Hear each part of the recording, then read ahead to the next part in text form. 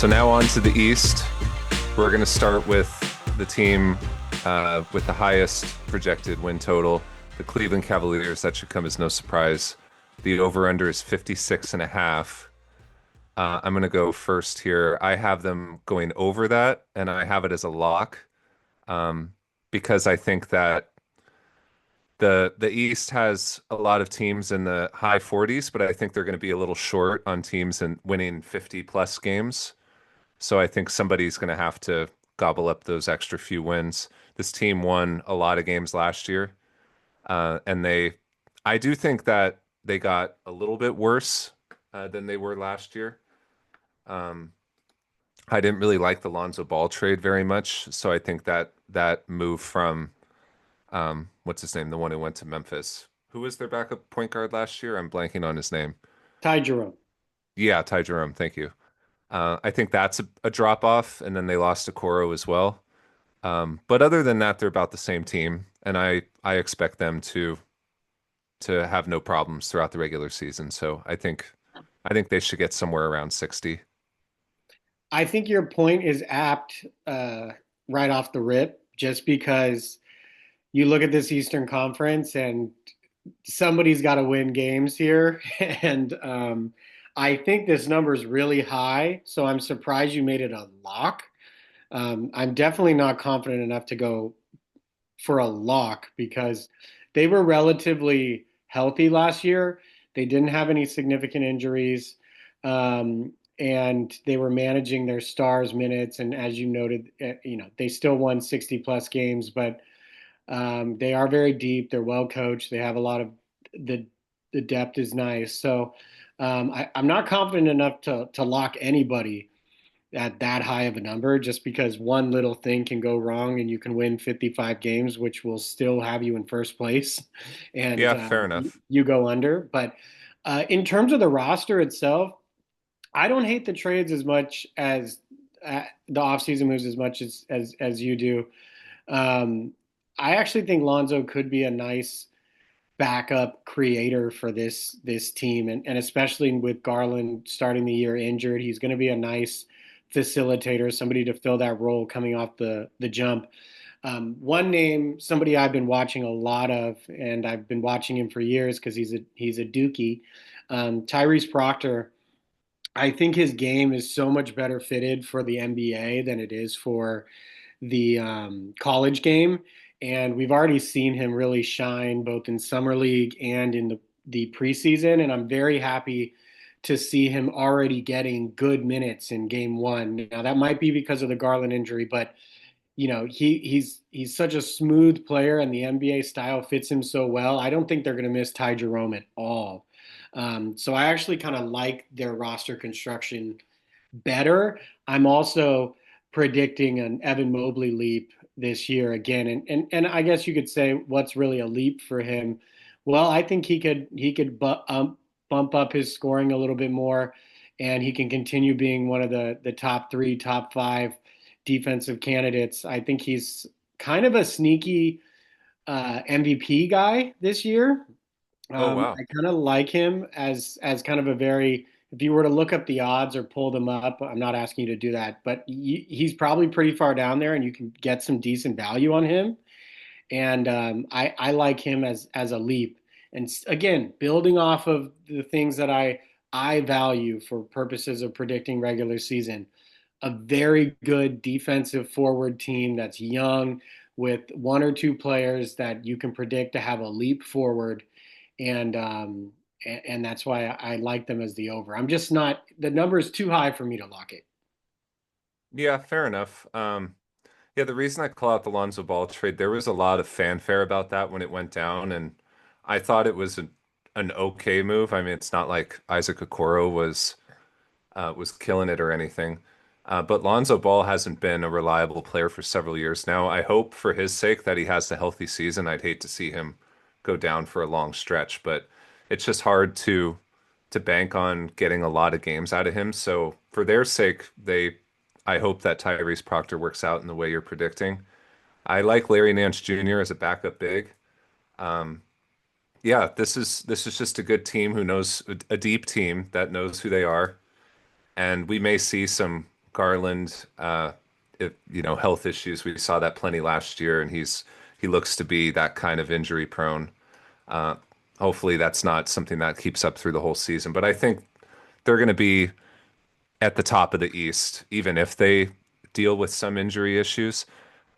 I do think you make a good point, though, about them finishing potentially in the mid to low 50s being a possibility. I think that some team in the East is being the one seed is going to have to be in the high 50s or brushing up against 60, and I'm picking them to do it. But if a team like the New York Knicks, for example, just has an excellent regular season, that would make sense to push Cleveland down into the second spot. So that's an excellent segue into the next team, the New York Knicks. Their over-under is 53 and a half. I'm actually a little pessimistic about the Knicks. So I went slightly under. I have them winning at least 50 games, but I don't think they're going to get to 54. And I do have them as the two seed. My reason for that is I think that they got relatively lucky injury luck last year. I think that we're kind of due for some Towns missed time. He had some injury issues in his tenure with Minnesota. We've kind of forgotten that that was the case when Minnesota traded him, that they didn't want to commit so much money to a player that wasn't as available as they would like. Um, and so I certainly I don't want to predict that that's going to happen, but I just think that between Brunson and him, if any of them sees an extended absence, then the Knicks' record is going to hurt a bit. Not to mention a guy like OG Anunoby, and they're implementing a new system with Mike Brown. It's good for them that they did that before the season. In the off season, they went through a full training camp rather than try to make that heavy of an adjustment in the regular season. So that at least bodes in their favor. I do think they're going to be a really good team, but I'm having trouble picking them as a one seed because of that head coaching change, and because I do think that they're one of the more particularly injury prone teams. I want to trademark, if it hasn't already been trademarked, a phrase called the Mike Brown boon, because we've just seen He's a good coach. we've just seen he's established, and I'm all about kind of established um, historical data that we can point to. I talked about that in the West with the Nuggets. We've just seen Mike Brown come in and take over positions, and the team is just instantly better the next year. We saw most recently with the Sacramento Kings how he had that team humming and playing the best basketball that they've played in the last decade. And I think that this offense is going to look a lot different than the way it looked last year. Uh, and it's going to be uh, for the better for everybody. I do think we're going to have less riding the starters for 30 35 minutes every single game. I think we're going to have they're deeper. I love the Yabusele signing. Mitch Robinson is coming into the year healthy. I like they added better depth on this team, which I think is good, and I think Mike Brown is going to be a more creative, offensive, and roster rotation guy that's going to make the team better because they're just incredibly talented. I am fearful of the Towns injury. He was incredibly healthy for really the first time we've seen in a long time last year, so I Yeah. do think your point there is very good. Um, but this team just seems like they're going to beat up every single team that's worse than them, right? Like, I just think that they're going to beat up on a lot of bottom feeders and they're not going to let those games get away from them. Whereas, like, a team like the Lakers that we mentioned yesterday, or even like the Nuggets, I can see them like giving up a game to it or losing a game they shouldn't because of attrition. So I really like this team. I'm going to go the over, so I disagree with you in that regard. I'm not going to lock it, but I have them hitting the over. Okay. Yeah, I mean, they're I think that they're as an early prediction, I think they're going to be seen as the favorite to come out of the East along with Cleveland. I'm not shocking anybody by calling out those two teams among the rest. I mean, we had Indiana and Boston drop out of the picture in that regard. Um, so, I'm not sure how much they're going to be pressing throughout the regular season. Um, and then they have this adjustment. But Mike Brown is a good coach. I think that was a good hire. I think I probably would have stuck with Tibbs, but that's a different conversation. But yeah, the Well, point is they're gonna have a we great all know year. it doesn't have to be a different conversation. You've well established yourself as a stick in the mud, just run it back until something horrible happens, rather than wanting to try to get better. We know that from our Mike Malone conversations. Yeah, well, I'm also against the idea of oh, we didn't happen to win this year, and so that automatically means we're going to have the same result next year. And so let's go with an unknown rather than, you know, what we've already had in the building. It's that old expression, the devil you know, however that expression, or bird in the hand is worth two in the bush. There's a reason there's multiple expressions for that concept.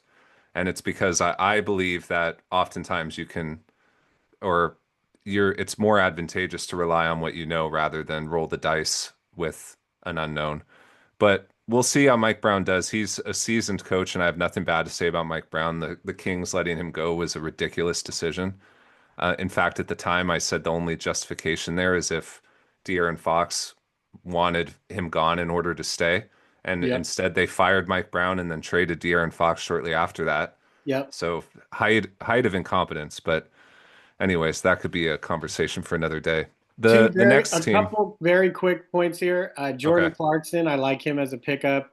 Yeah. I also think that you're not going to see so much Brunson dominance in terms of statistics. I actually think he is going to regress in scoring in some of the, counting stats, just because I think it's going to be more balanced out across the entire team.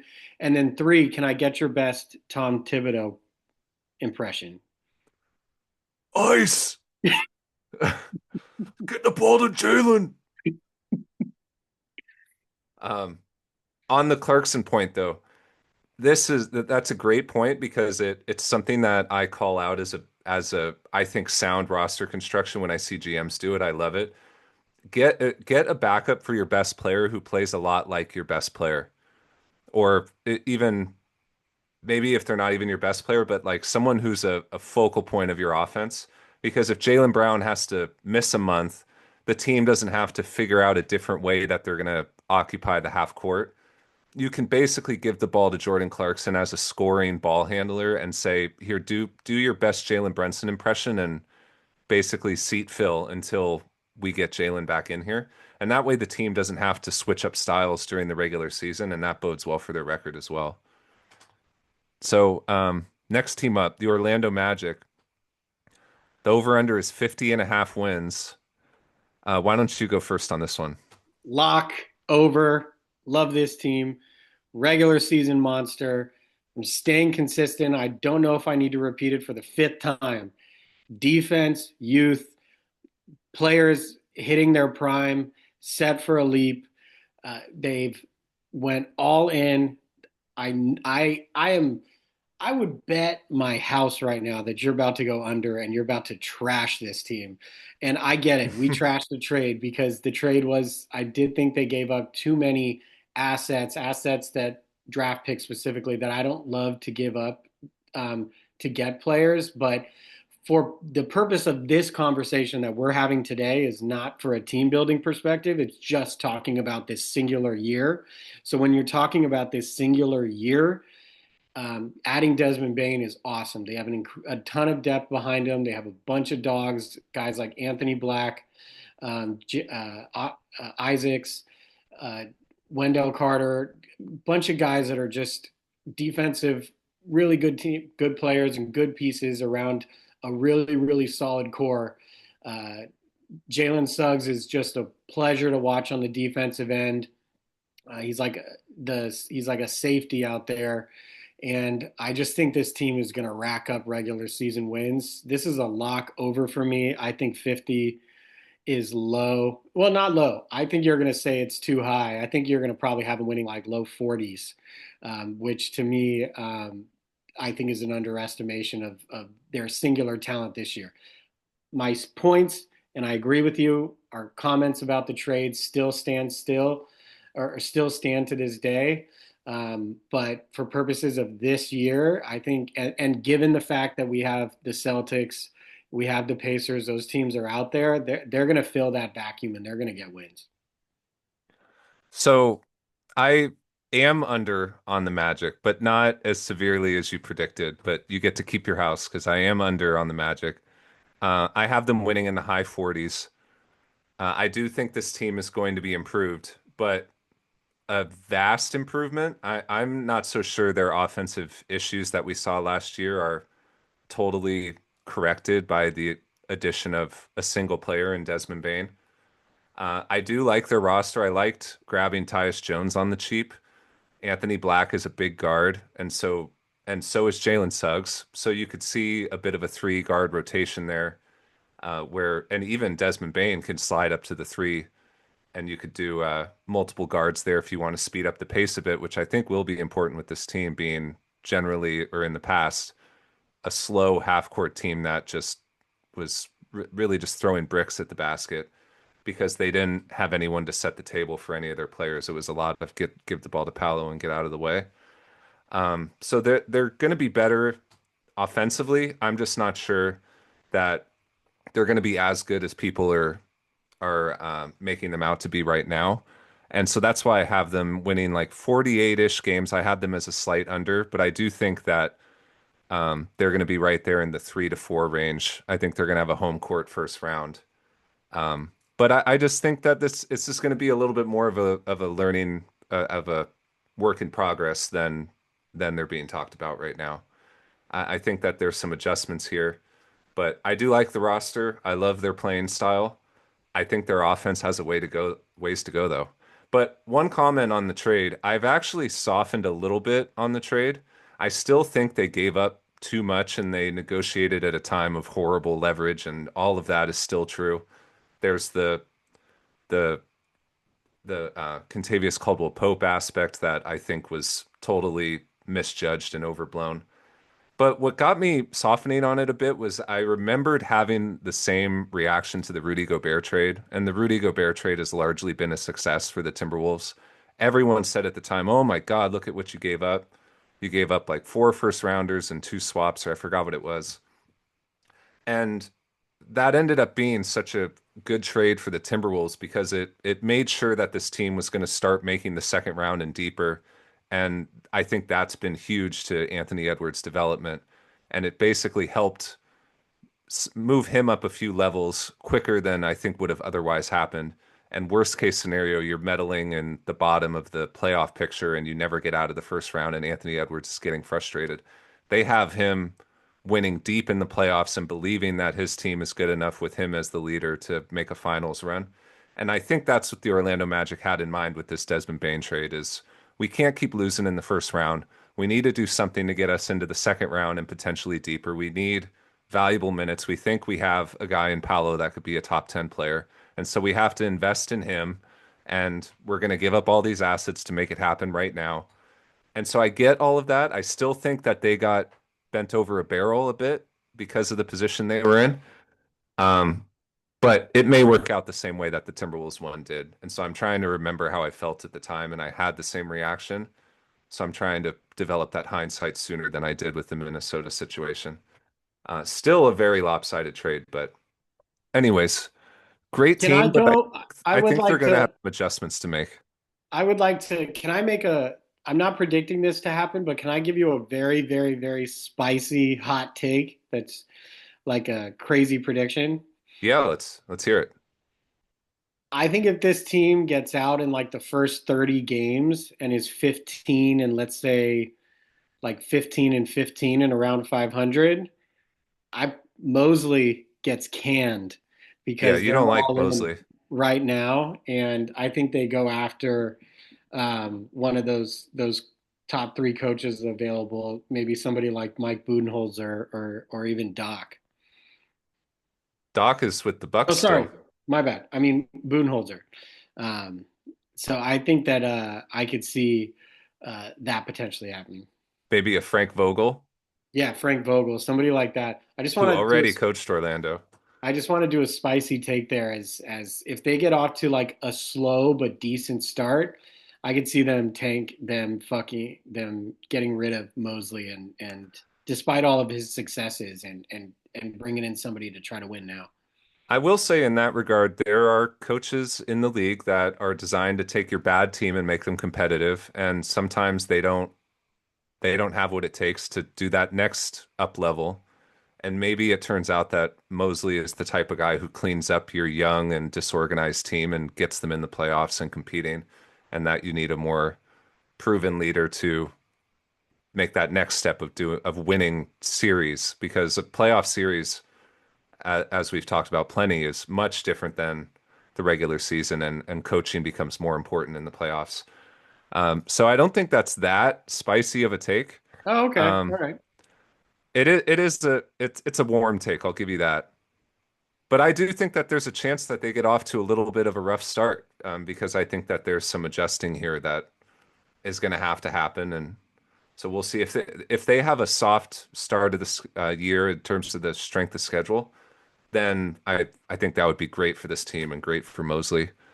I don't know what their schedule looks like, but they may sputter out of the gate. That's one of the reasons I have them in the high 40s. Next team, the Atlanta Hawks. The over-under is 47 and a half. A team that got a lot of acclaim this offseason for what they did. So why don't you go ahead and talk about them? I have a feeling you like them a lot. You know me so well. See, we know each other too well at this point in our lives. I love him.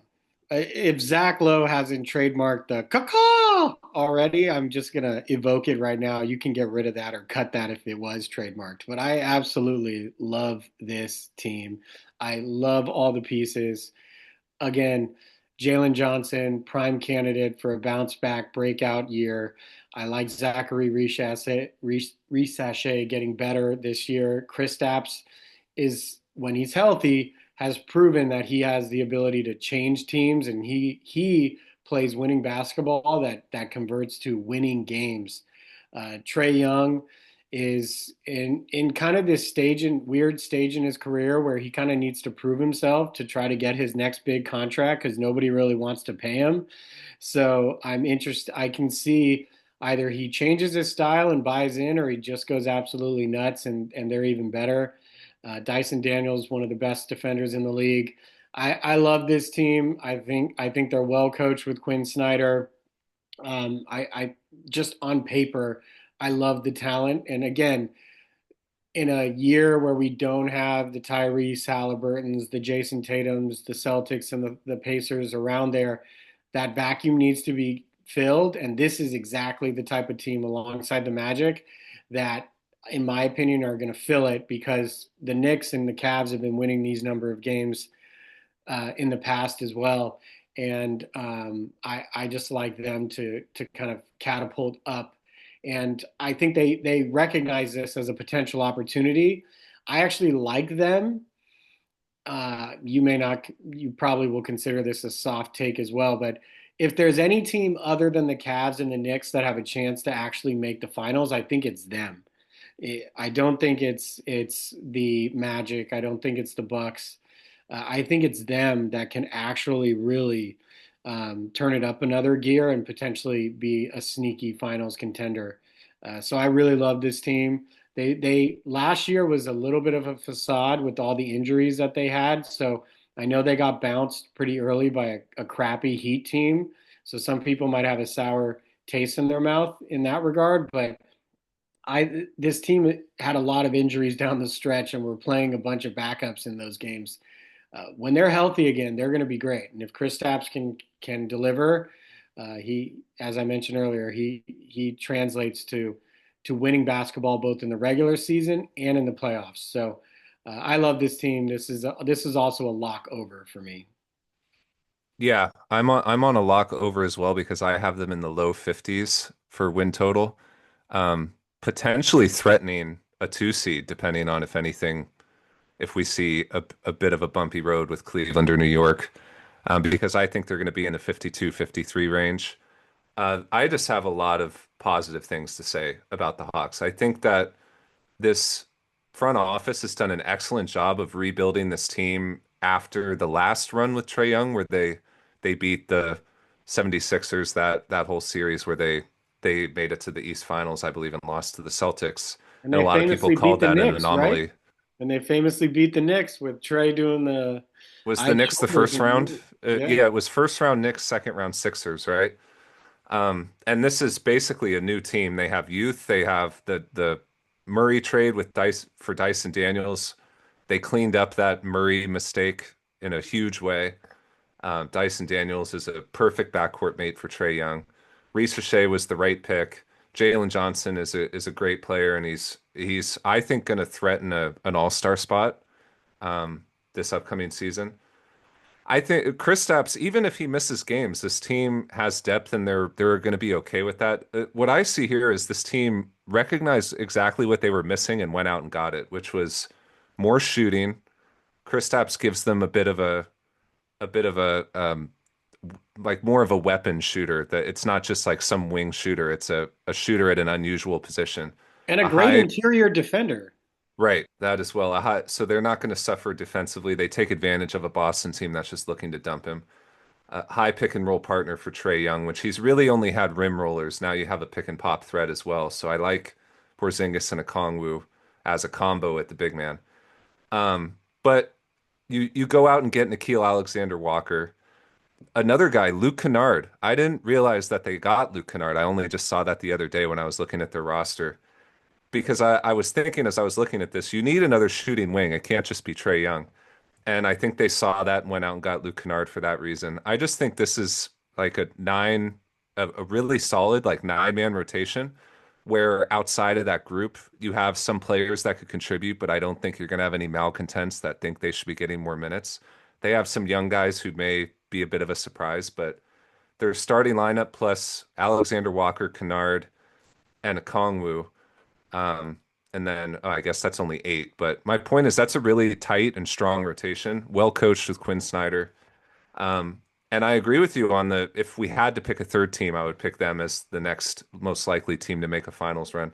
In general, I'm pessimistic about any team going from a play-in loss or haven't won a first round in the last few years to winning multiple rounds.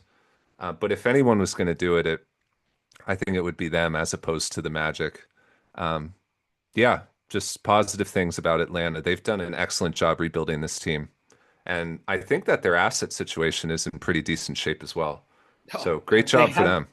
they have the Pelicans unprotected first round pick because of that bizarre trade for Derek Queen. So And I um, think that they're past that situation with Sacramento too, where they in the Herder trade when they gave up a pick to dump Herder. So I forgot which one that was. There was something like that. And then they had picks out the door from the DeJounte Murray trade. So I think they're getting to a point where they have some picks they could deal with as well if they were to need to make a move. So and as love we what they've done. transition to the next part of the East, those were really the 4 teams that were worth talking about.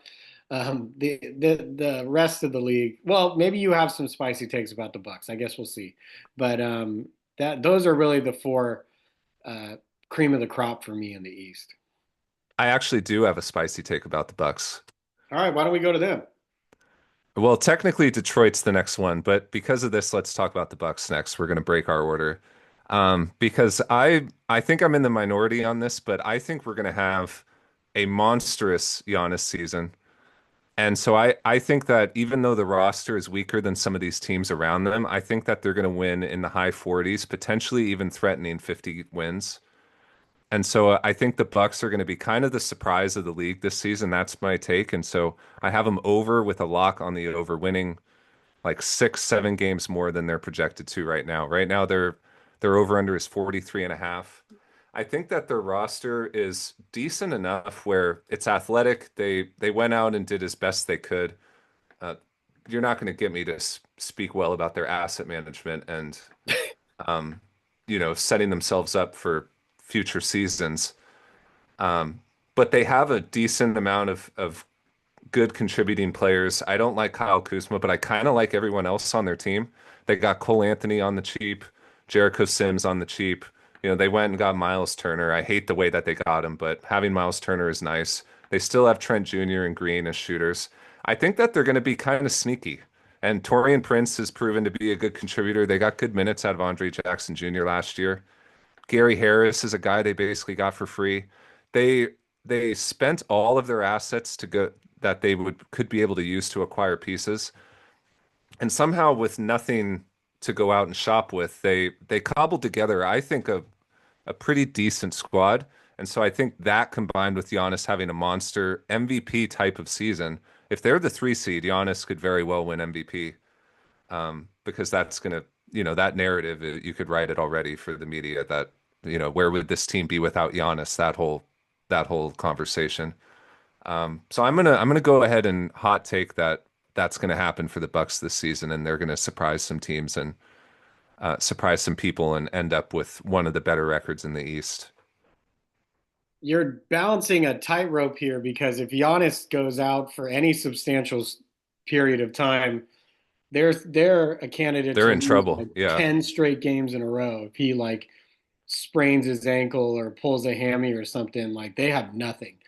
I refuse to bet on any team that has no credible ball handlers. I mean, Kevin Porter Jr., Cole Anthony, Ryan Rollins, these are your shot creators. These are the guys that are going to be running your offense and and setting plays and getting things into motion.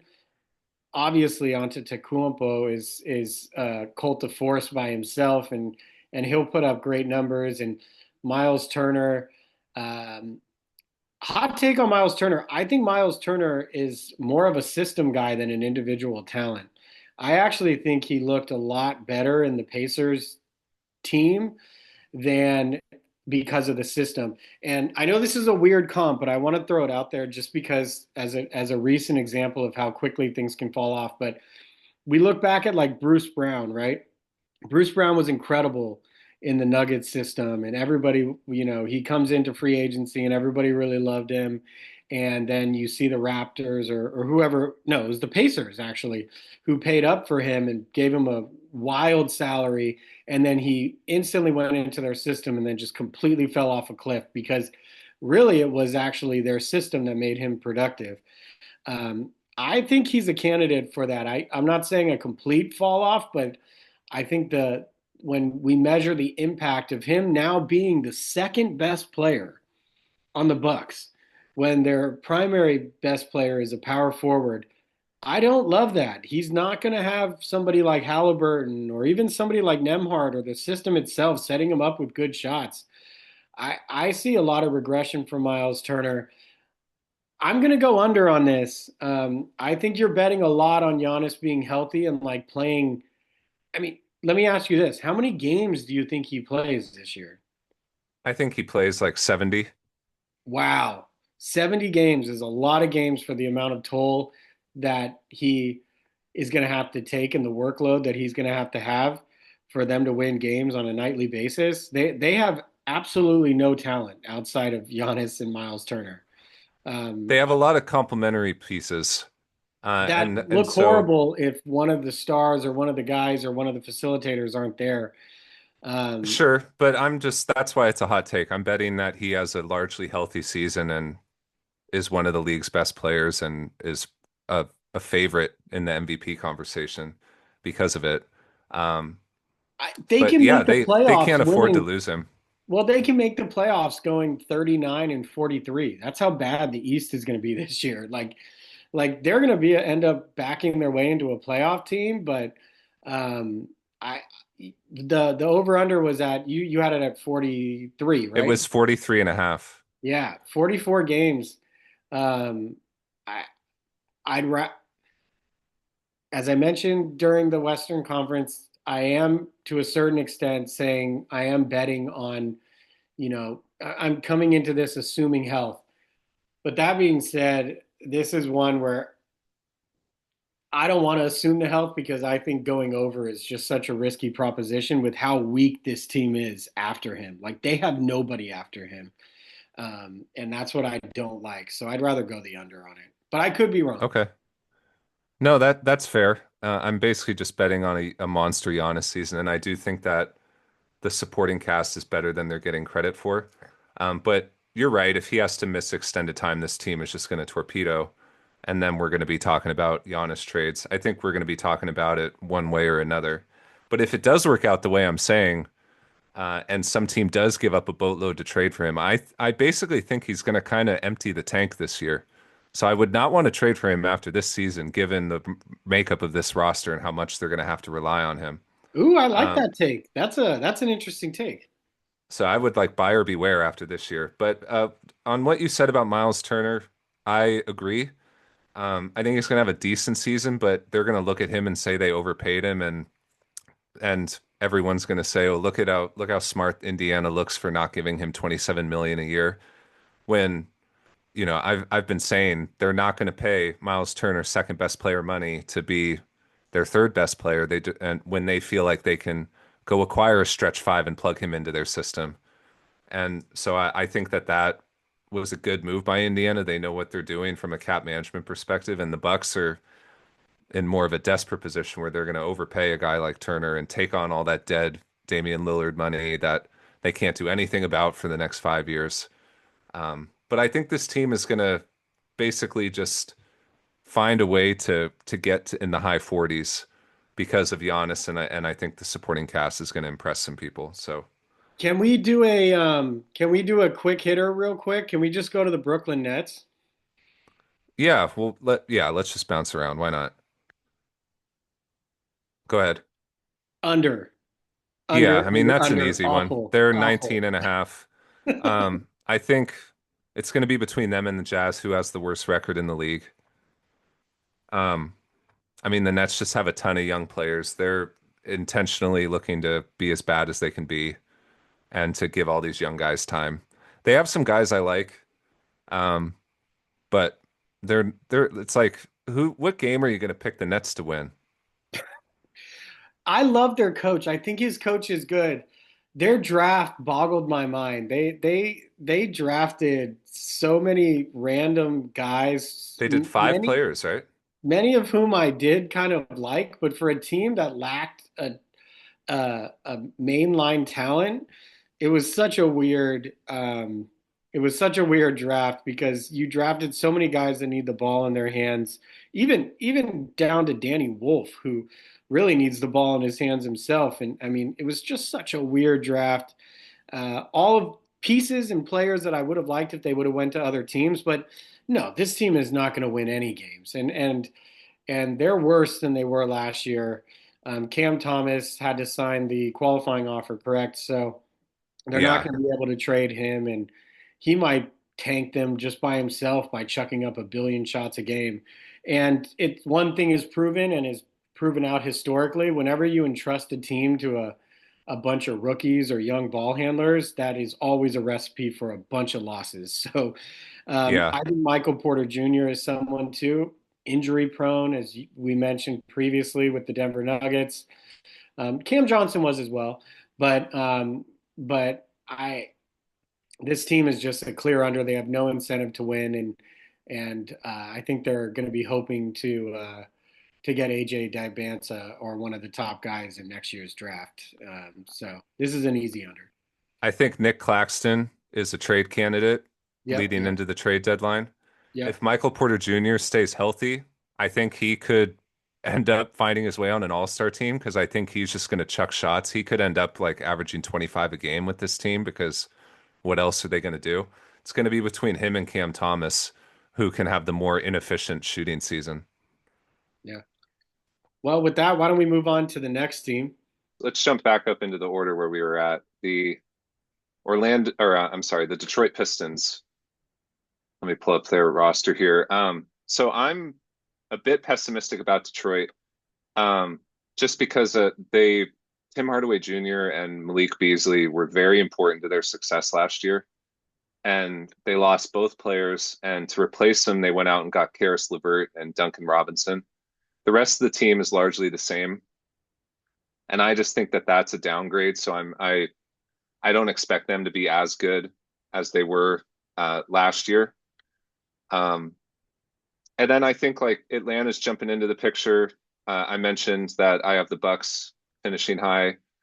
Orlando's there now, higher than I think they're going to finish better than Detroit did last season. Detroit finished with a better record, so I think a few teams jump them, and as a result, they end up somewhere in the mid 40s. So I went with a slight under for Detroit.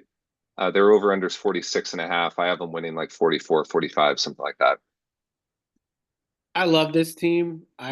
They have a bunch of guys on this team that are just to me prime candidates to have breakout seasons. I love Cade, Asar, and Duran. I think that they found something in the playoffs with that trio that they can kind of build around. That's their core. If Asar can really take a step forward, especially on the offensive end, I think that this team can be really good. Um, the drop off from Malik Beasley to Duncan Robinson, yet to be seen how big of a drop off that is. I have Yeah. historically been very pessimistic of Duncan Robinson, so I'm certainly not going to go out and defend a filthy Wolverine. Um, and it's I like Holland. People don't talk a lot about him. He was a young guy who could be very, very good. I think they have an identity to them, and Cade is if he can be healthy, I think he could find himself into first or second team All NBA this year. I think he could be putting up massive numbers. So when we look at the actual, you said the over under was you said 46 and a half. 46 and a half. It's very high. That's the Yeah. only issue that I have. As much as I love this team, it's very high. So I'm going to go under, but it's a soft under. I can see this team easily winning like 45 games. Yeah. But this is not a team that's going to find themselves in the play-in picture. Um, I mean, with where you put Milwaukee, they may find themselves in the play-in picture. So I'm curious as we keep going, who you think that sixth team is going to be to go with Cleveland, New York, Orlando, Atlanta, or I guess that's the six, right? Well, I Okay. mean, I think you So can be I'm the one pushing Detroit into the seventh seed instead of yeah, Milwaukee. yeah, exactly. See, I think you can be the 5 or 6 seed with 45, 44 wins in this Eastern Conference. Okay. Yeah. I mean, I think they're going to be about the same caliber of team that they were last year because, as you said, we expect some improvement from their young guys, even if Robinson and LeVert end up being disappointing compared to the great seasons they got out of those other two guys, Hardaway Jr. and Malik Beasley. But that's my main reason for pessimism there. So I don't have a whole lot else to say about Detroit. I agree with your assessment of them. I like the Duran and Stewart big men with Paul Reed as a third. I've always kind of liked Paul Reed. Ron Holland's going to have a good year. And Um, Tobias is a very nice fit on this team. I really liked watching him in the playoffs. I kind of gained an appreciation for he's a very good player on a team like this team. They can kind of reliably utilize him. And we're also going to get a bounce back of Jay Ivey, who suffered a bad injury, and he's a very, very exciting player who is extremely talented. So I like this team a lot. But again, I think 45 or 46 wins has them under amazingly, and that yeah, still has them in the 5 or 6. And I think that's a lot of wins for them. So, and I think that would be signify a step forward, even if they hit that number. It's just that number is a little too high.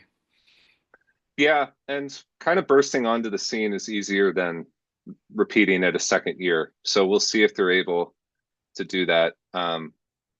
But yeah, love Cade, and I kind of forgot about Jaden Ivey, and that's why I clicked him here on our screen because I wanted to see the severity of that injury, how long he's going to be out. But as long as he's back, sometime in the middle of the season, um, I expect him to do good things this year. He should be Um, back earlier than that. He suffered that injury decently, okay. fairly early. Yeah. As for Tobias, I worry a bit about him being disappointing as well. I'm just ready to be disappointed by that trio of veterans on this team. So actually, here's kind of a hot take. One guy I love for Detroit is Lauri Markkanen. And Detroit's got their picks. They've got this Tobias Harris contract that they can include. Um, they can include one of these young guys that they drafted recently. Not anyone from their core, obviously, but um, somebody they've taken over the last couple of years. They can throw in a couple of picks there.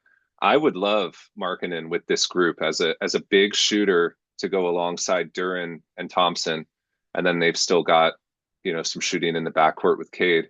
I think he would open up things offensively in the half court for Cade and would give them a really really strong second scorer. So that's my like sneaky trade idea for this season. I think Utah is waiting for someone to call them and ask about Lowry. And I wouldn't be surprised if they get into a bit of a tank off with Brooklyn and they look to, because now that Lowry contract looks huge. I think he's making in the high 40s, but Detroit's really not in kind of a unique position to pay him, given they're really only paying Cade big money. So at least for a few seasons. So I kind of like that as a sneaky trade idea. And if that happens, that Detroit's going to be dangerous. What do you think of that trade idea? I love it. Yeah, I think it's. I mean, Lowry's name is going to be thrown around all this same caliber of teams. It's just a He's lot going to of be. money to acquire. So that's Yeah, the only thing. yeah, but I think his name's going to be thrown around a bunch of Like teams like this. Duncan Robinson, I think, is on an expiring 19 million or something like that too. So you could put together Duncan Robinson and Tobias Harris and pretty much only need one more small salary to make that work. I think we could see a trade like that. But let's keep it moving Well, unless you have any more can we move thoughts. on to a team that I think you might be down on, but I actually really love and I think is going to end up being better than the Bucks this year. So when you talk about the hierarchy of the East, we've I already know who you're talked going to about. say. You're going to say Indiana. No, not at all. I know we're talking about, the Cavs, we're talking about the Knicks, we're talking about the Hawks, we're talking about the Magic, and from my perspective, we're talking about the Pistons, the Raptors. I think everybody's sleeping on this team, man. Um, this I team, have them as my eight seed. this team is a bucket. They are better than the I like Nuggets. them too. I like them too. I'm not down on them. Yeah, they are a bucket. This team can score, and they have a lot of talent on this team. And I like their starting five. yeah, it's very good. And then even if you go past their starting five into their bench with Colin Murray Boyles, who I would have rather them drafted Kaman Malawach. That's who I was shocked that they passed on him because that's who I would have drafted. I thought they needed another center. Maybe they're just that confident in Podol. But Colin Murray Boyles, a lot of people were very high on him as an NBA perimeter defender. Grady Dick having a year forward. But this team can score and fill it up. And we're even seeing it with them just laying it on against the Hawks, beating them by 23 tonight. So they are a sneaky team that just has a lot of talent. And I know people are down on Brandon Ingram, and he seems to get injured all the time, but that guy can score the ball. And in an Eastern Conference league that has a lot of weak teams, I'd rather bet on them than betting on the Bucks. So Yeah, I that's really fair. like this team. I think that they finish as part of the top six alongside the other five teams that I mentioned. Brandon Ingram is the example of a guy that just got a bad narrative around his name because he's a half court ball stopping scorer who's not a plus defender. And it's a bit of the treatment that Randall got, although Randall's considered a better defender. But a lot of people thought Randall wasn't a winning basketball player because they saw him as a half court ball stopper. And I never really lost faith in Brandon Ingram as not your best player on your team, but he could be the best scorer on your team. And I think to go with a guy like Scotty Barnes is a perfect compliment to him, where Scotty Barnes is your best player, but like Brandon Ingram's going to lead this team in scoring.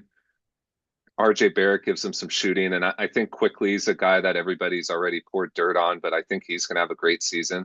He's It's a great still, point. Everybody's just like, when he was on the Knicks, it's just a great example, as you mentioned, just narratives, right? When he was on the yeah, Knicks, he was that shiny toy that everybody wanted to get their hands on, and then he goes to the Raptors in the trade, and he gets injured, and so on and so forth, and now all of a sudden people forget about him. And as to your point, I think he's going to have a very good, solid year, and and to facilitate with all those other offensive weapons around him. And if Scotty Barnes can take another step forward, this team in an Eastern Conference that is replete of talent this year, I think they're going to fill that vacuum alongside some of those other teams. And this team is exactly why I was fading the Bucks.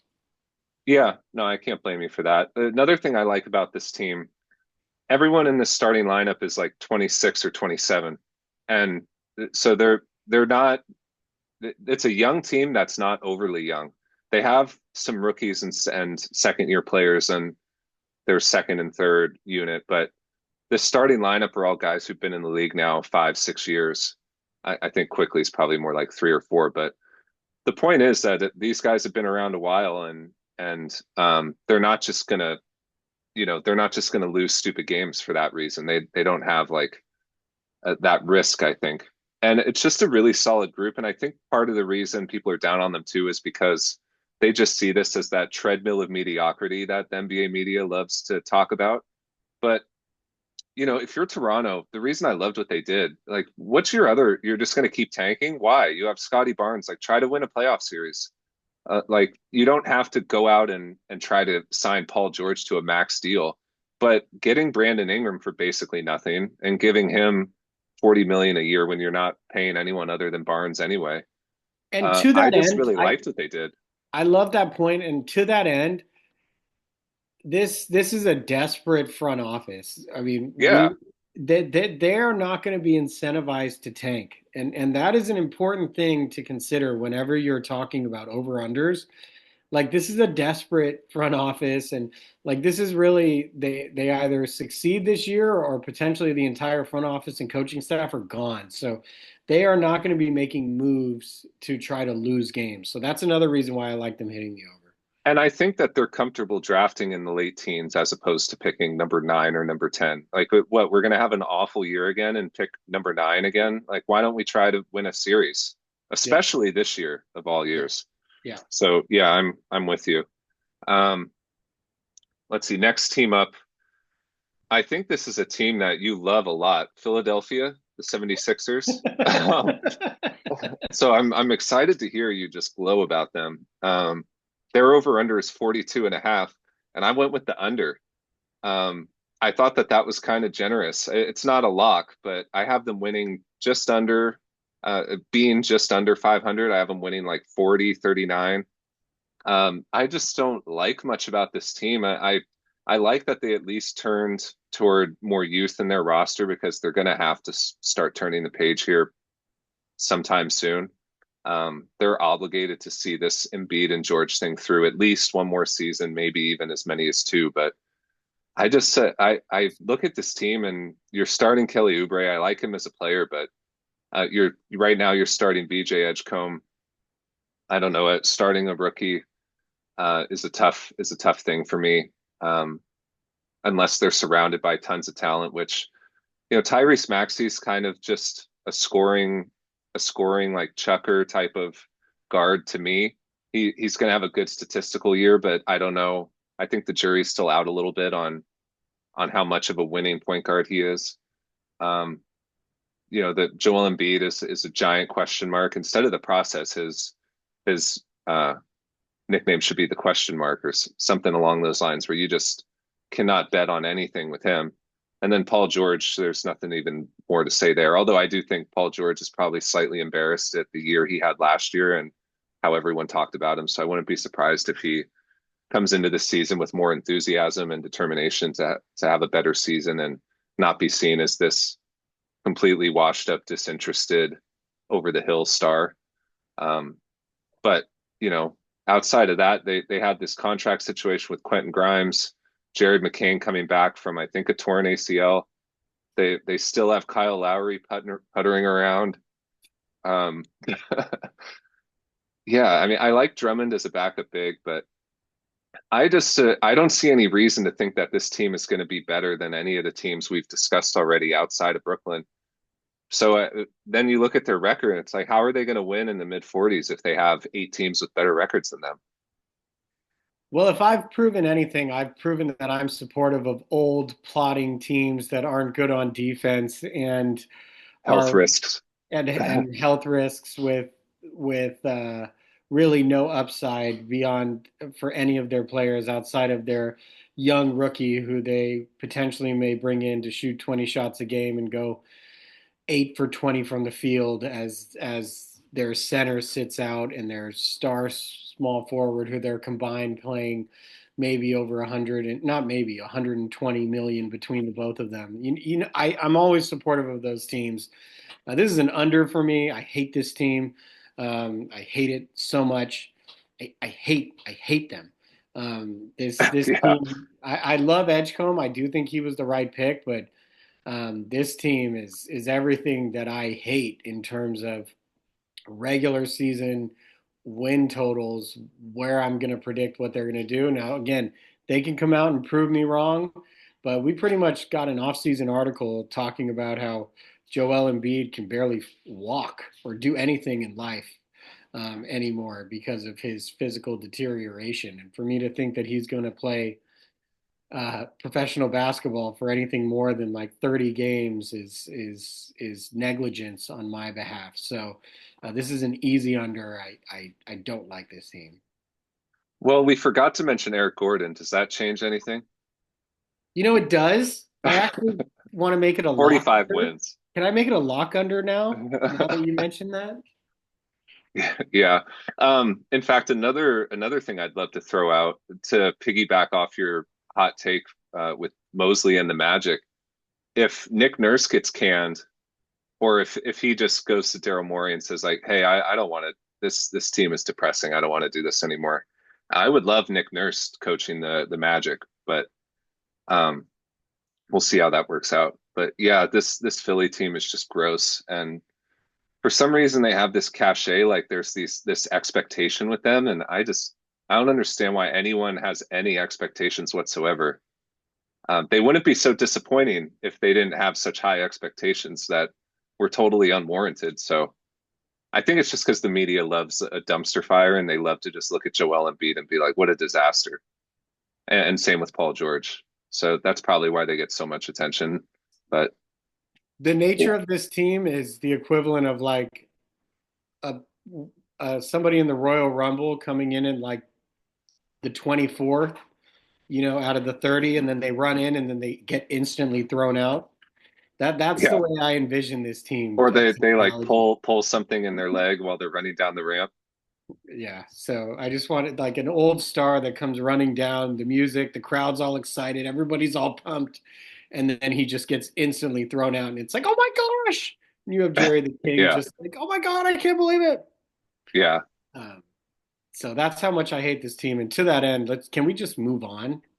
yeah. The next team, I think it's going to be kind of surprising. The Boston Celtics, their over under is 41 and a half. I went with the under because the roster is just not much to look at. But I do think that they're going to be scrappy, and I think that they're going to be more competitive than they're being talked about right now. Everyone assumes that they're going to try to lose as many games as possible. I don't believe that that's the intent of this year. The I do think there's a chance they trade Simons, but I don't think they're going to do anything outside of that.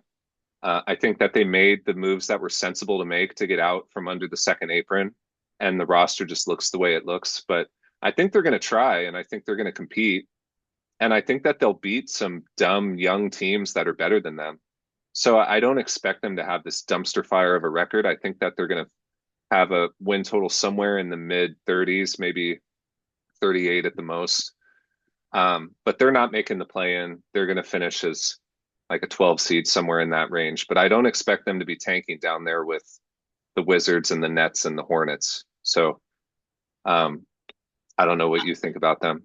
I have a very quick take on them. Unless Jason Tatum defies all medical um, logic and history with regards to that injury, this team has no incentive to win. And I've mentioned this again over and over again. You have to look at that when you're talking about win totals because I think That this doesn't team, mean they're going to throw every game.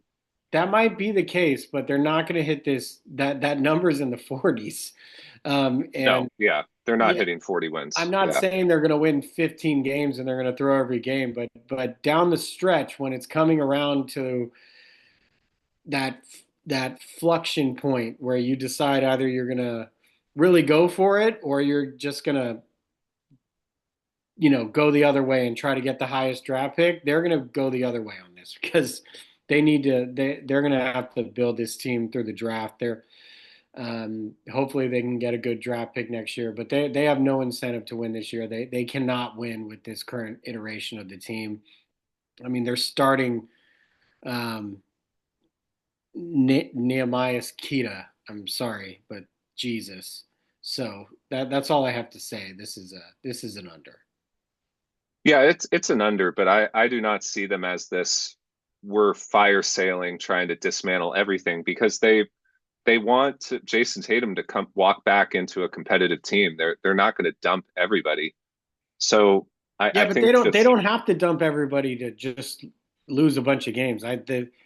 yeah, The I agree with you with this. I could see the scenario where there may be like, 26 and 32 at some point in the season, and they decide we're just from now on we're gonna say that Jaylen Brown like has a strained hammy and we're gonna shut him down for the rest of the year and we're just gonna ride this out.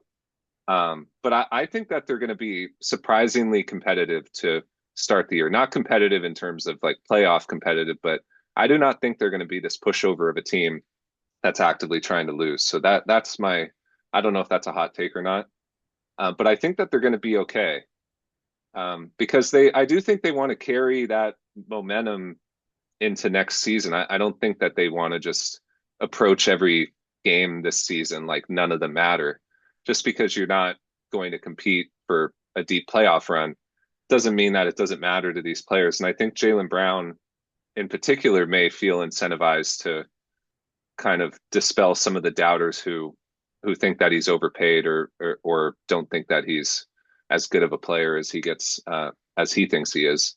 Sure, That but the thinks he's roster overrated. itself just is replete of big time talent. So they Right, right. might beat up and beat some of the worst teams in the league, but they are going to get So just. you would you say under or over 30 wins?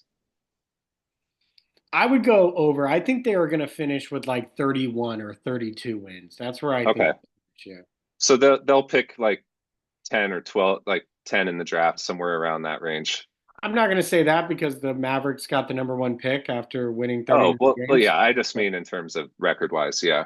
lottery wise, I think they'll have like somewhere around like the either high single digits or low double digit lottery odds. Yeah. Okay. I could see that.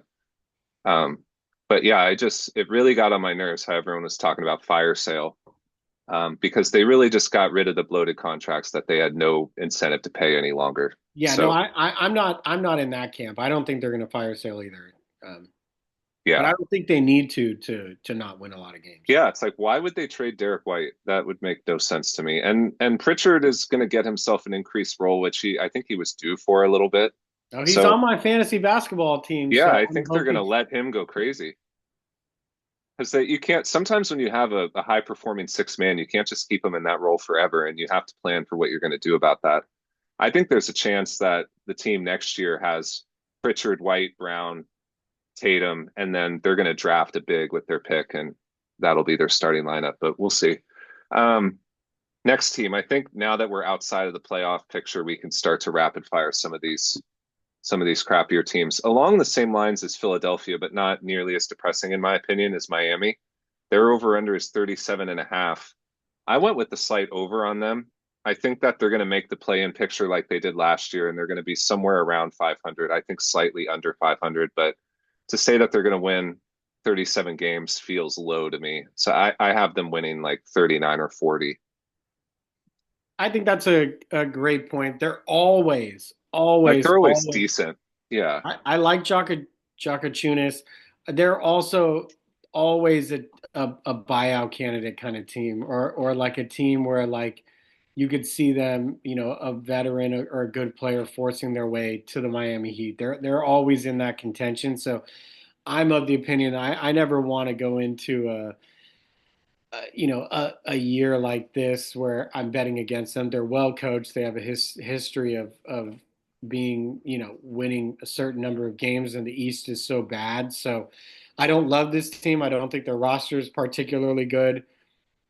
But they do have like a decent 7-man roster with Mitchell, Powell, Wiggins, Adebayo, Ware, Hawkes, and Jokic. Like, and we'll see what if Jakachunas can actually contribute. So Yeah. uh, I'm going to go the over as well, just because somebody needs to win games in the East, and I'm just going to trust a team that has kind of been proven to be well coached, and it almost feels like their system alone can win them a certain amount of games in a weak East. Yeah. Yeah. I mean, it's hard to see them missing the play-in and being the 11 seed and having a worse record than, some of these other teams we're about to talk about. So, And yeah, they not and much they're a else to team say. that historically they don't feel the need to tank to go get a good No, pick. they're fine Like, drafting number 15. Yeah. because the reason being is because the way the Heat get good is through free agency because players want to go there. So they're never trying to build through the draft. They're always trying to build through free agency. So And they're good at drafting at that area of the draft. That's where they got Tyler Hero. That's where they got Adebayo. They drafted Khalil Ware there. And they also are very comfortable with developing second round players, undrafted players. So they don't really value the top 10 of the draft in the way that other teams do. yeah, I forgot about Hero just because he's going to start the year injured. But yeah, when he comes in, they have just a very solid group of professional basketball players. Yeah. Like they're just competent. Like they're Yeah, they're not going to lose dumb games. exactly. Um, Next team, Indiana, their over under is 36 and a half. I actually have this as a lock on the over for Wow. this a similar reason that we just talked about with Miami. They're losing the straw that stirs their drink. That's fair to say. But they haven't lost anyone else really. I mean, they are down Miles Turner, but I already talked about him that I'd actually argue that that's not going to be as big of a loss as it's being talked up to be. They went out and got Jay Huff and Obi Toppin's going to get more minutes. James Wiseman's back this year. I think they're excited to see what Isaiah Jackson can give them. But as far as the stretch big that Turner was providing them, those three guys can provide a little bit of that. Neesmith just got himself an extension. They're going to give Mathurin a big run. They still have Ben Shepherd, and Pascal's going to have a good year. I think Nemhard's going to get the chance to run the point. This team is largely intact that went to the finals and almost beat the Thunder last year. They're really just down Halliburton. Um, and so I don't see them completely falling off a cliff. I think that their goal is to make the playoffs. I don't think that they're going to be a top six seed, obviously, but I do think they're going to make that play in. And if you make the play in the East, you're in the high 30s. So that's my logic there. I think this team has a lot of pride, and they're not going to be playing to lose.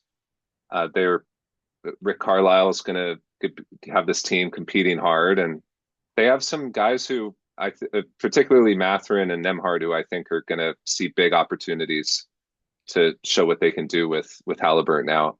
All of your comments are to Kevin Pritchard's disappointment and dismay because everything on paper says you should be tanking this year. Everything about this, they should not be trying to compete. They should be To trying to get get. to where in the draft though, like they're not. No matter what they do, they are not going to be worse than the bottom five teams in the league. So No, I'm with you. I'm also going the just based on the number. I think they win like 38 games, 37 games. You said it was at 36 and a half, right? yeah, Yeah, so like 37, 38 games is where they're going to finish, which is going to be to Kevin Pritchard's anger because they're gonna, they should be motivated to try to tank because this team is so close to being a championship contender. If they got one of those top guys, whether it's Cam Boozer, AJ Davansa, one of those top guys, they really could actually become, instantly when Tyrese comes back, an instant championship contender. But they're going to end up because Rick Carlisle is a great coach and because the players are all competent, they try hard. They're going to end up winning games, and they're going to end up picking in the teens again and just get another, mid player. So it's too Well, bad. just as a reminder, the Mavericks made the play-in last year, actually won their first play-in game, and ended up with the first pick. Yeah, but So, that I was mean, it was historically unusual, but yeah. You um, you can't bet on that. And also, their two best players are team players that they didn't draft. They traded for Pascal Siakam. They traded for Tyrese Halliburton. They draft very good mid professional basketball players, but they do not draft superstars outside of Paul George. yeah, So I don't think there's anything this team could do to get down there in the top five. And so to me, like it's more valuable to try to have a competitive year than yeah, to no, we're like, on the same page. We yeah, we we that's my went the general same way, but feeling I'm about just saying tanking. they Yeah. they should tank because their team is very close to winning a championship next year if they did tank.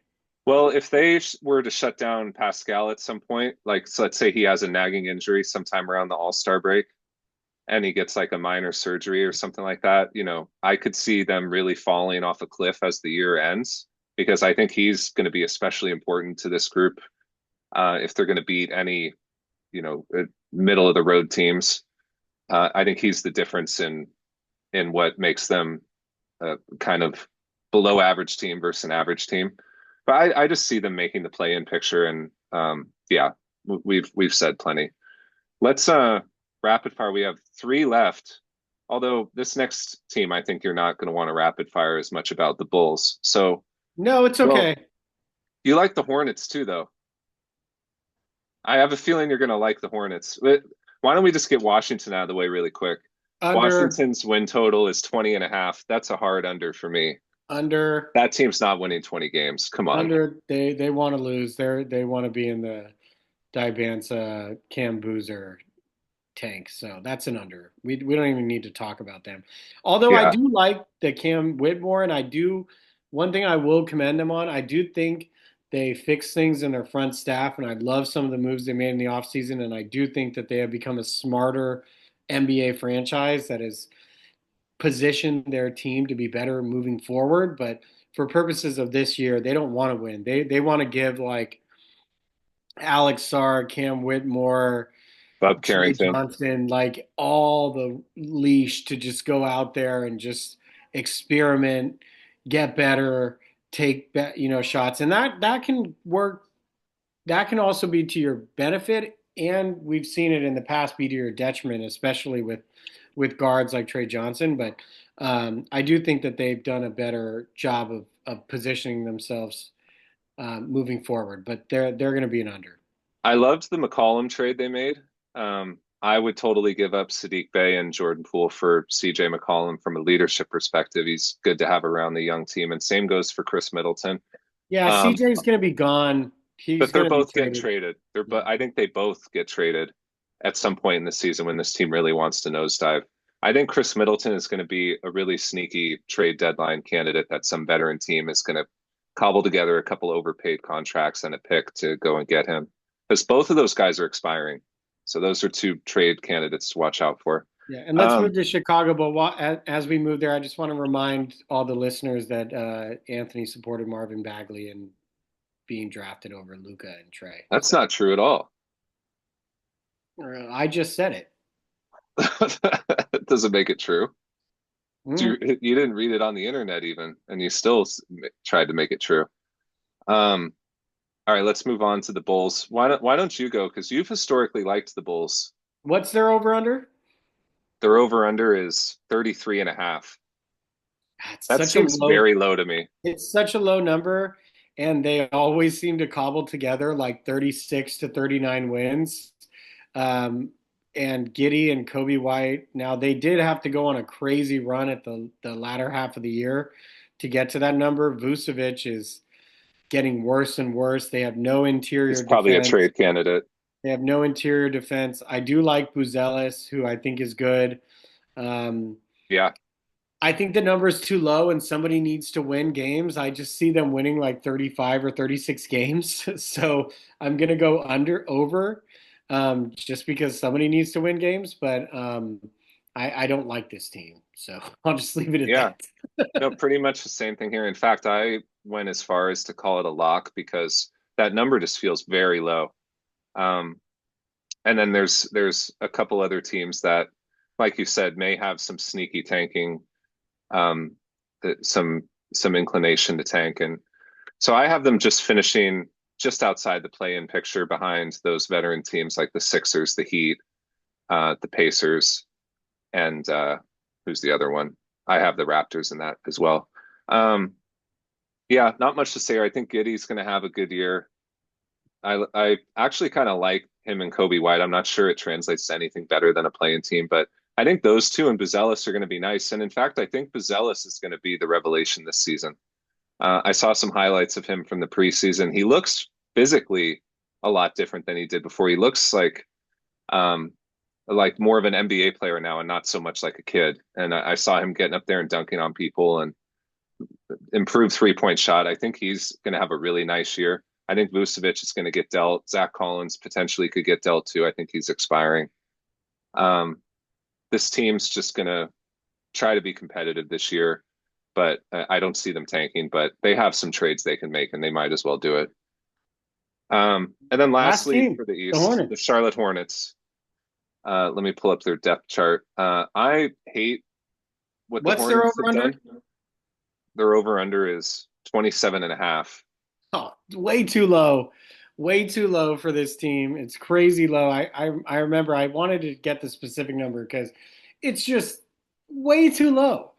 And I Brandon Miller is a prime candidate to just have a bounce back, awesome year. I do like Knippel being inserted there. Their center situation is awful, but I do think Kalkbrenner could add a little bit of stability there. That number is just way too low, and that's the only thing I really have to say about this team is that it's crazy to me that they have LaMelo Ball, Brandon Miller, Knippel, and Miles Bridges, four players that a lot of teams would love to have and they're exciting to watch, and they have them winning in the 20s. I think that's crazy. So that's an over for me. I have them winning that much. I have them right around there. I went with a very slight under. I think they're going to get to like 27. And the reason for that is I think that there's this group of veteran teams ahead of them that somebody's going to have to win in the 20s here. And I picked them as opposed to Chicago, Indiana, Boston, Miami, Philadelphia. I just think all of those teams, being the veteran teams they are more incentivized to, unless they deal with some injury issues and decide to nosedive, like you said. But I just think this is more treading water for the Hornets. Like, what did they do to really take a big step forward? They drafted, you know, they drafted Khan and Brandon Miller. You could expect an increase from. I don't think they really lost anything at center with Mark Williams. I like Mark Williams, but this team doesn't, their center spot is not make or breaking their record. So I think they correctly got great value for Mark Williams. But I would have loved to have seen them take a bit of a bigger swing and tried to leapfrog these old teams in the East and really make sure they made the play in. I think that it was right there for them to do that. They made the Sexton trade. I would have loved to have seen them go a little bit bigger than that. You mentioned in the West pod about Sabonis. I think this could be a good Sabonis team. I don't want to talk too much about that trade though, because I already committed part of an episode to it. But we mentioned Nick Claxton as well. I think that they could trade for a center and that could help. But this team should do something to try to make the play. And I really think if you believe in LaMelo Ball, if Brandon Miller is having a good season, you should try to capitalize on that and get them some playoff experience. We'll see if they do that. But if they don't make any moves and they leave this the way it's constructed, I just don't see them leapfrogging any of those teams. And that's what gets that win total down in the 20s and why I have them finishing under. So any closing thoughts on the Hornets before we move on to award predictions? No, just again, that number is way too low. I think Sharps should be hammering that over. Because unless Lamelo gets hurt for an extended period of time, they're gonna win, low 30. I mean, just to put it in perspective, if they won 30 games and that's still them getting the over, They will have lost 52 games. So, I mean, just to put it in perspective, so that's an incredibly low number. Oh, we'll see. This team has just been kind of a bottom feeder for multiple years now. So I'm sort of in a believe it when I see it mode when it comes to the Hornets. But again, I think they should make a big trade, and if they do, then that'll blow up my under. I But mean, let's the move year on to before predictions. last, they were in the playoffs. Were they? Are you Yeah. sure?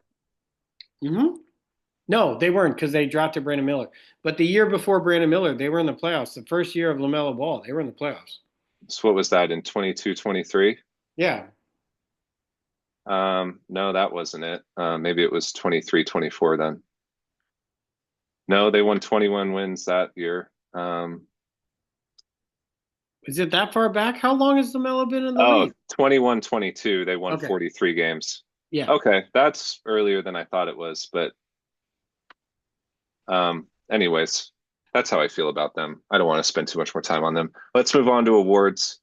Um, let's just rapid fire through these because we've been going on for a while now. MVP, my pick, as I said, to follow my script of the season is going to be Giannis for this because he's the best player with the shittiest team around him, and that's a narrative that carries pretty strongly. It reminds me of the year with Westbrook on the Thunder after KD left, and it was just the usage rate was just out of control, and his numbers were just insane. That's the kind of season I see coming for Giannis. Who's your Uh, MVP? I'm actually going to go a little bit outside the box on this, and I'm going to go Anthony Edwards. Oh, I actually have him as my runner-up. For all these awards, I picked a winner and a runner-up, and I made him my runner-up. Yeah. Yeah, I just love him. I think the Wolves, building off what we talked about last pod, I I can just see this team. There has to be a little bit of Jokic fatigue, a little bit of Shea fatigue. I think Yeah, Wemby's going to be incredible, but I don't think they're going to win enough games to the right. point where you're going to be able to overcome a potential Anthony Edwards team winning low 60s, high 50s, being a 1-2 seed in the West, with him being a cult of force. So I like him as being a sneaky candidate. Not sneaky because he's in like the top 6 or 7 of MVP odds, but I'm going to go with him. And I think too that the MVP award is unique in that I think that there's a lot of narrative around it and crowning of a player that is done with the MVP. And like you said, there's some fatigue with Jokic where some voters who voted for him this past season may feel like this will be a redemption season and that they want to make sure he gets it this time around if they felt like he deserved it. But outside of that, you're talking about someone like Donovan Mitchell or Jalen Brunson. I think that there's a much stronger narrative around Anthony Edwards if the Timberwolves have a strong season. Oh, I don't think either of those guys have a chance. I think both of them are going to actually take a step back because I think Evan Mobley is going to be the best player on the Cavs, and I think the by virtue of the change in the offensive system, Brunson's numbers are going to take a step back.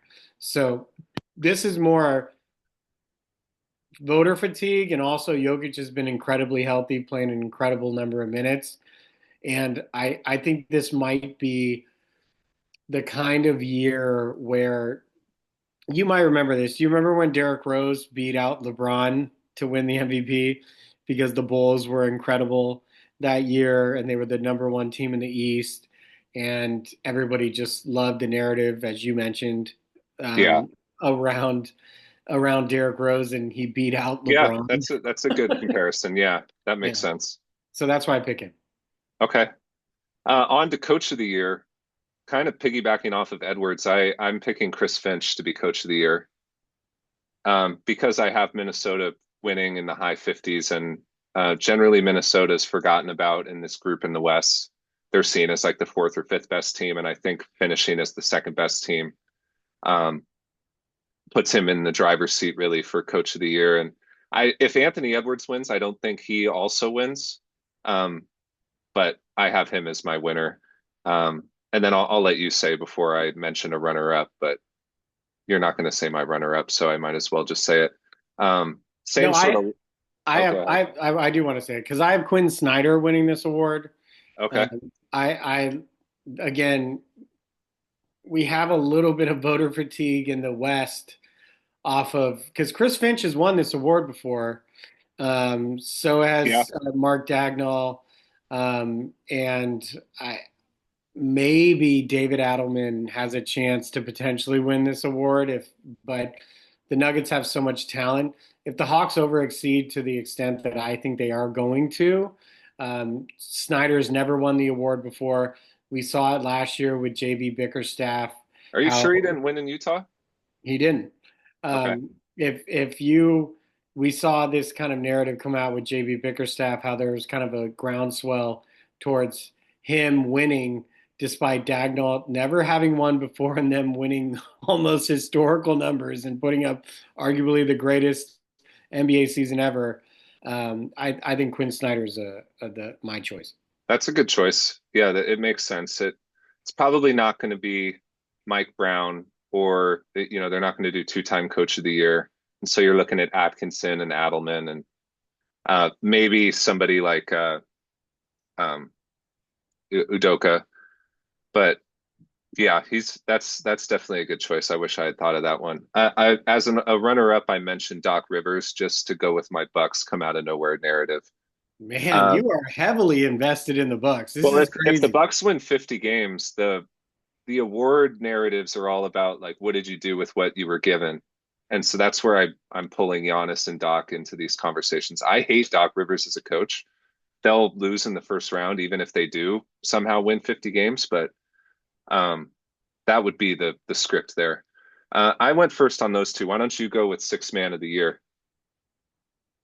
Oh, we're doing six man of the year. Oh, crap. Oh, I'm sorry. We had rookie of the year next.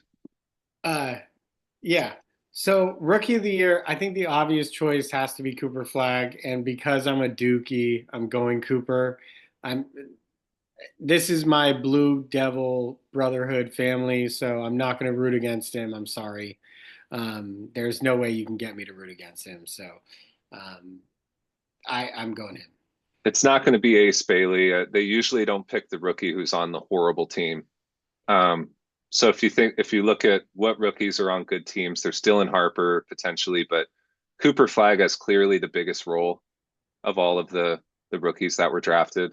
So it's boring and it's chalk, but there's really no one else that makes sense for this award.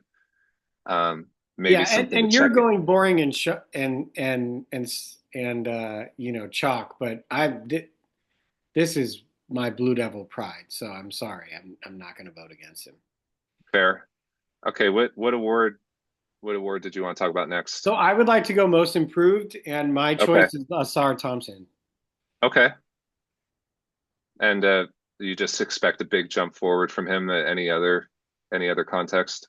So we already talked about it a little bit on the East, but More scoring? the Pistons are kind of, I think they found an identity, but between those three, and I think Asar is going to start this year. I think you're going to see a lot more minutes coming out from him, and if he can actually make a decent offensive step forward, I think the narrative is, and if the Pistons succeed to the point that I think they will succeed, voters are going to want to award the Pistons in some way for the step that they took forward in getting better. And I don't think Cade's going to get to the point of a potential MVP, and Duran's not going to get to the point of a potential Defensive Player of the Year. I think the natural, fallback from that is somebody, kind of in the makeup of your Dyson Daniels, of Yeah. really taking a step forward offensively and still being a defensive menace. And I think he's uniquely positioned to do that, and he's my favorite. If Detroit wins 50 games, you could see Bickerstaff get the coach of the year. That's another name worth throwing out there. For most improved, I picked Nemhard. Um, just because, again, I think that there's a narrative around the Pacers that they're going to tank.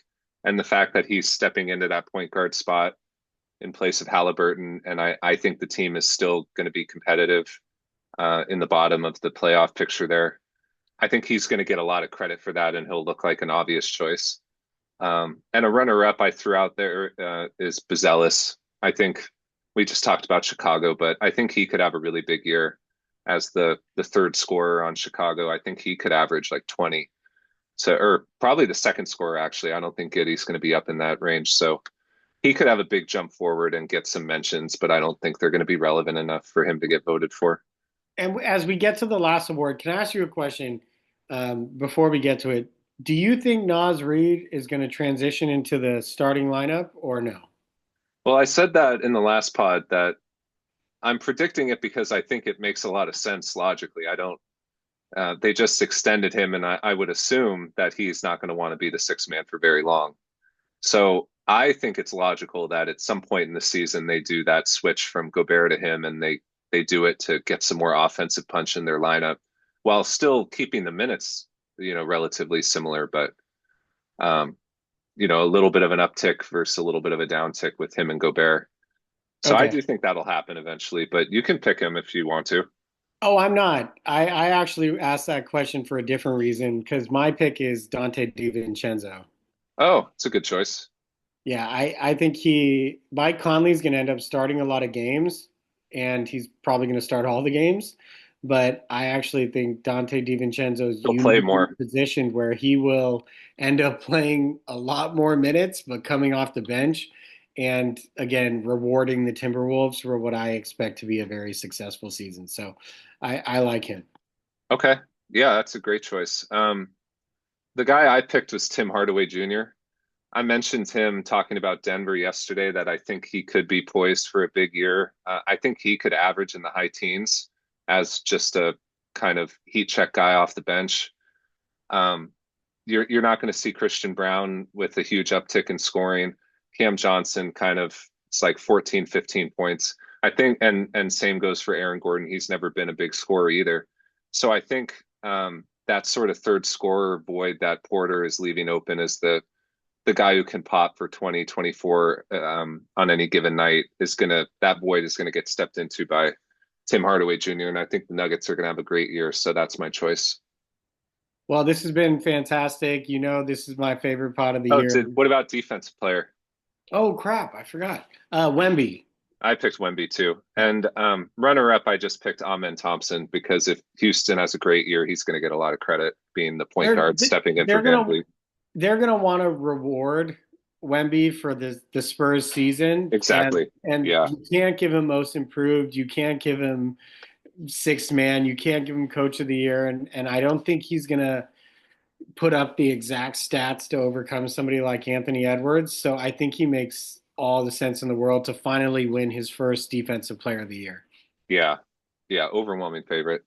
Yeah. Well, this has been fun. We'll see how these predictions hold up.